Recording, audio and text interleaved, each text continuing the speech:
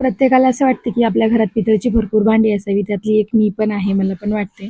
पण ती स्वच्छ करणं खूप जास्त जीवावर जाते. तर ते नाही का दीपामावस्या असल्यामुळे सासूबाईनं ती भांडी सगळी काढली आणि स्वच्छ केली. कारण की आभाळ आली ना, आभाळ आलं की पुन्हा त्याच्यावर डाग पडतातच पडतात. तर त्याच्यामुळे पुन्हा ते 2-2 दिवसांनी स्वच्छ करावंच लागतात. आणि जेवढी पितळीची भांडी चकाचक असली तेवढं मस्त वाटते. तर त्यांनी ती सगळी भांडी स्वच्छ करून घेतली. किचन कटा वगैरे साफ करून घेतला सकाळी सकाळीच. आता दीपामावस्या होती आणि मंदिरात पण जायचं होतं आणि बरीच कामं होती. लेकरांचं औक्षण हे ते बरीच कामं होती. मग तीर्थाचं बाबू चाललेले खेळायचं. बाबू बसलेला सायकलवर चालवता तीर्थ त्याला मागून ढकलत असते सारखी. आणि आता नाही का कॉम्पिटिशनच असतं त्यांचं, त्यांच्यामध्ये अंतर जास्त नाही आणि ते मस्त खेळतात, त्रास देत नाहीत, एकमेकाला मारत वगैरे नाहीत. पण असं खेळण्यात चाललं, ज्याने त्यांनी जो खेळ ते मलाच पाहिजे असं असते. तर मग सकाळी चहा दिला त्यांना करून. मी पण चहा बंद केला. सासूबाईंनी चहा बरेच दिवसाला घेतच नाही, चातुर्मासात चहा घेत नाही त्याच्यामुळं. आणि मी पण चहा घेतला नाही का तर मला सर्दी पण भरपूर झालेली. आणि म्हणलं आणि खोकला राहून राहून येतोय, खोकला काय कमी होतच नाही. त्यामुळं मला एका ताईनं कमेंट पण केलेली व्हिडिओला की नाही का टॅबलेट्स घेण्यापेक्षा नाही का आपल्या आलं आणि मध असतो जो घरचा मध नाही का रानातला, त्याचं चाटण घ्या म्हणून. तर मग मी ते मधाचा याचा नाही का रस काढला आल्याचा थोडासा आणि त्याच्यामध्ये मध टाकला आणि थोडंसं चाटलं. कारण की खोकला एकदम आला की खूप जास्त येतो आणि औषध गोळ्याचा परिणाम तेवढ्या पुरताच असतो ॲलोपॅथीच्या. म्हणून 3 दिवस चाटण घेते ते कंटिन्यू. आता बघू फरक पडते का. आणि मग नाही का वरची कामं पण भरपूर होती, पोरांचं पण आवरायचं असते. आणि पोरं म्हणल्यावर कामाला तेवढाच जास्त वेळ लागत असतो. कारण की एरवी मुलं नसले की 10 वाजता कामं होतात आणि मुलं असले की म्हणजे कामाला 12, 1, 2 सहज वाजते. आणि नाही का अमावास्या होती तर सगळेच दरवाजाला हळदी कुंकाचं लिंपण घेतात. हळदीचं लिंपण घ्यायचं असते. आणि त्यात कालची दीपअमावस्या मोठी अमावस्या होती. सासूबाई प्रत्येक अमावस्याला घेत असतात. मग त्या दिवशी पण नेहमीच्या अमावस्याप्रमाणे घेतलं. आणि सांगत होत्या त्या खूप काही पूजा वगैरे सांगितल्या, त्या करतात भरपूर देवाचं. मला काही देवाच्यामध्ये एवढं त्या काही इन्व्हॉल्व होऊ देत नाही. तुझं तुझं कामं बघ, पोरांचं बघ म्हणतात. आणि मी पण त्याप्रमाणेच वागत असते. तर त्यांनी छान असं लिंपण घेतलं आणि घरातली पूजा पण होती. मला पण बाहेरची कामं उरकायची होती. पोरांच्या अंघोळी, ती फीडवर आहे त्यामुळे तिला फीड द्यायला बसलं की 15 मिनिटं सहज जातात. आणि हातातली कामं सोडून पोरांकडे बघावं लागते नाही का. मग सासूबाईंनी ते पूजा वगैरे उरकून घेतली. आम्हाला जायचं होतं महादेवाच्या मंदिरात आणि तिथं प्रसादाचं आयोजन असते. पण तीर्थावती झोपलेली. मग मला सोडून कसं जाणार, तीर्थाला सोडून कसं जाणार म्हणून ते थांबले. मग आईनं पालाभाजी आणि भाकरी केल्या आणि देवाला नैवेद्य टाकून निवेद दिला मी, दाखवला आणि बाबूला देवाच्या नैवेद्याला जे ताट दाखवलं ना त्याच्यामध्ये जेवायचं असते. तर 5 मिनिट होऊ दिले आणि लगेच त्यांनी ते ताट घेतलं आणि मला त्यातलं जेवायला दे. देवबाप्पाचं जे ताट आहे ना मम्मा त्याच्यामध्येच मला जेवायचं असं म्हणतो आणि मस्त जेवण करतो. तर मग नाही का हे सगळं झालं, उरकलं, फ्रेश झालो, तीर्था पण उठली. बघा किती गोड दिसते. तीर्थालाच फ्रॉक घातला होता आणि गेलो महादेवाला. तर नेहमीच जातो. मग अमावस्या मोठी होती आणि तिथं पण खूप छान असते महादेवाजवळ. तरी बाळूमामाचं मंदिर आहे, तिथे सगळ्यांना भंडारा लावला त्या बाजीने आणि नारळ पण फोडलं होतं. तीर्थाला आता 12वा महिना लागला तर तिला चालण्याचं फार कौतुक वाटते स्वतःचं. तर अजिबात तशी नाही का घेऊ देत नाही, उचलून घेतली की चिडचिड करते. पण तिच्या पायाने कधी जाणार म्हणून तिला पटकन उचलून घेतलंय मी. आणि मग नाही का बाळूमामाचं दर्शन झालं आणि गेलो महादेवाकडं. वातावरण तर एवढं छान होतं कारण की त्या दिवशी रात्रभर पाऊस होता. आणि सकाळी बघा इकडं असं आयोजन असतं स्वयंपाकाचं वगैरे. तीर्थाने एवढा छान नमस्कार केला महादेवाला. हे महादेवाचं मंदिर आहे.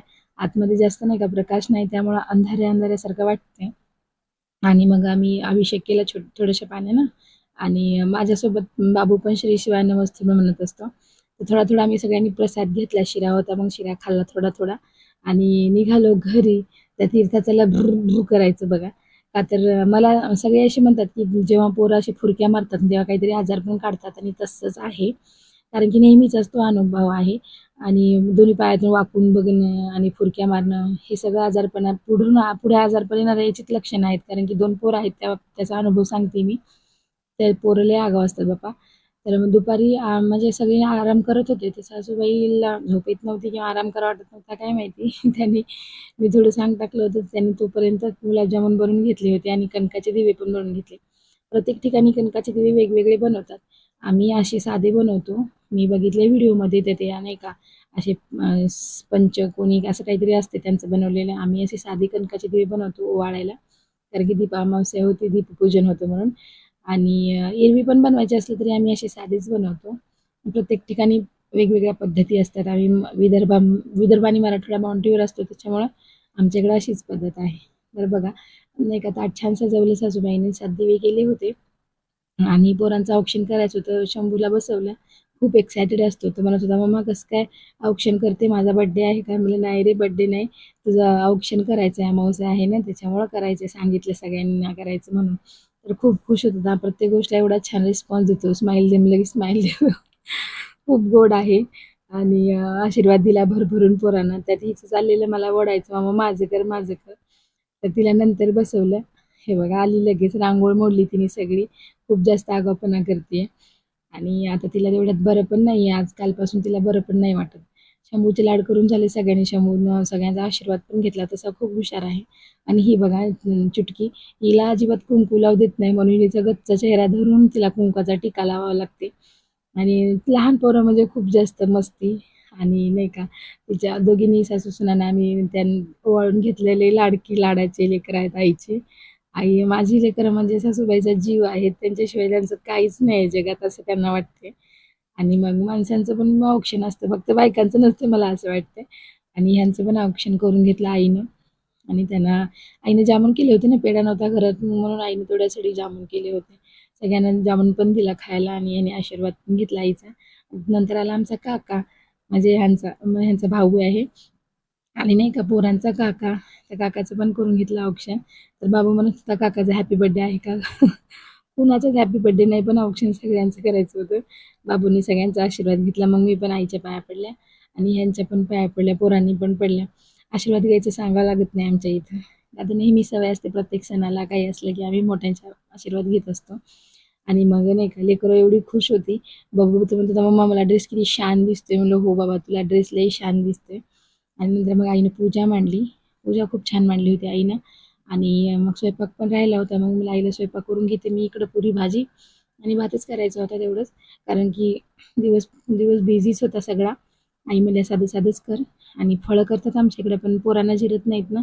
तीर्थ बाबूला मग म्हटलं त्याचं पोट नाही भरणार म्हणून आई म्हणल्या, "पुऱ्या वगैरे कर." मग पुरी भाजी आणि भात केला. जामून तर केलेलेच होते ऑलरेडी. तर नाही का तीर्थाचं चाललेलं खेळायचं मस्त. तिचा दिवस खूप छान गेला. पण तिचं कसं आहे, एक दिवस तिचा छान गेला ना, दुसरा दिवस ती काहीतरी कणकणी आजार पण थोडंसं काढतच असते. तर आज तीर्थाला असं बरंच वाटत नाही आता आणि तिला काल दृष्ट पण झाली होती. मग आम्ही पुऱ्या लाटल्या, मस्त गाणी म्हणत मज्जा करत पुऱ्या लाटल्या आणि मी दिवसभर अशी गुणगुणत असते गाणी तेवढ्या, त्याच्यामुळे सगळ्यांच्या घरच्यांच्या पण कानावर पडते आणि आता बिनधास्त गाणी म्हणायला लागली मी. मला कशा कुणाची भीती नाही वाटत. मग आम्ही असं सगळी जेवायला वाढून घेतलं, सगळे एकत्रच जेवत असतो आणि पोटभर जेवण केलं. तीर्थात चाललेल्या भॉ करायचं, तिला काही खायचं नव्हतं कारण की तिला थोडंसं जुलाब होत होतं. आणि असा गेला दिवस. भेटू नेक्स्ट व्हिडिओमध्ये. तोपर्यंत टाटा बाय बाय. आमच्या व्हिडिओ आवडला असेल चॅनलला नक्की सबस्क्राईब करा. बाय.